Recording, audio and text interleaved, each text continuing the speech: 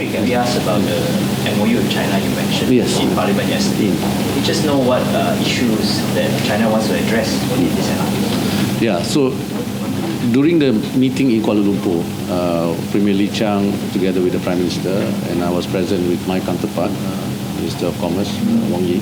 So we discussed about some of the concerns they have on art, right? Because they don't want to be in a position where we give preference or preferential treatment to US.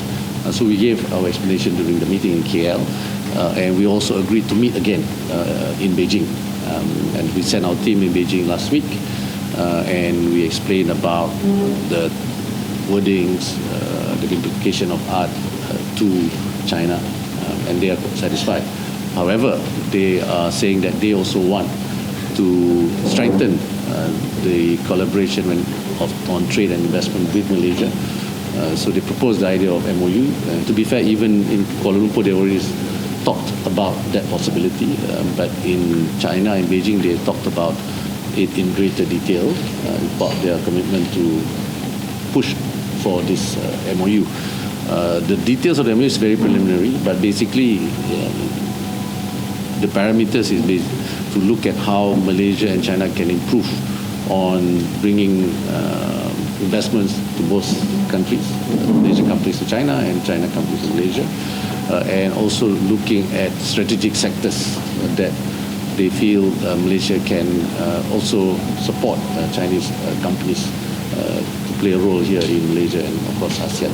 So it's still very preliminary, but as I mentioned in Parliament yesterday, it was not a statement where they don't want to work with us. In fact, it's a statement that they feel that they want to work closer with us, and they want it to be more tangible. Of course, for them it's slightly different.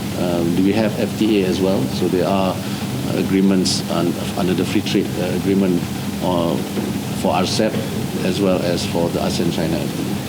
So we are already comprehensive strategic partner with China, right? Yeah, and also we upgraded US to comprehensive partnership. Yeah. So this MOU will further elevate, and also what industry will it cover?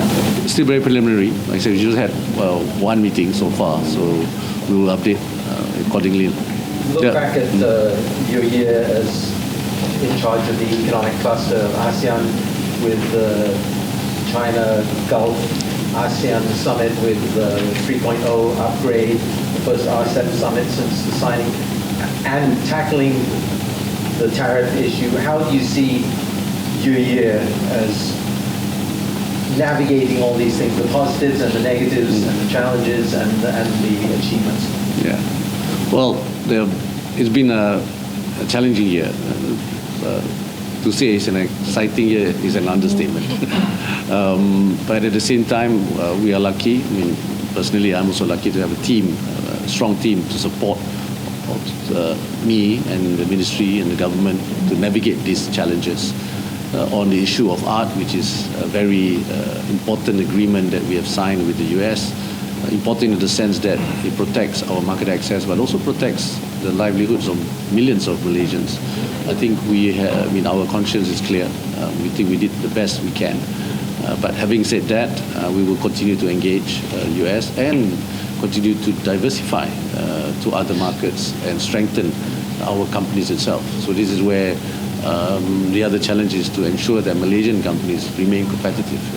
As companies realign and redesign their supply chain, we do not want to be left out of that supply chain. And Malaysian companies who are provider to many of these big companies, provider meaning part of their supply chain, if we are not competitive enough, we will be out of that supply chain. So that, I think, is the other challenge that people don't speak about, but it is equally important as the art itself. And how important was it to wrap up the China-ASEAN Free Trade Agreement upgrade this year, especially in the context of everything else that's happening? Yeah. Well, that happened late last year when we took over the chairmanship. In 1st of January, we already had the 18 priority economic deliverables. That's one of them. It was so important to complete that ASEAN-China FTA upgrade 3.0 protocol because China is the largest trading partner for ASEAN. And now ASEAN is also the largest trading partner for China. So we need to ensure that a bit more balanced trade for ASEAN with China. So we wanted more market access. We're talking about for ASEAN, we wanted more better market access to China.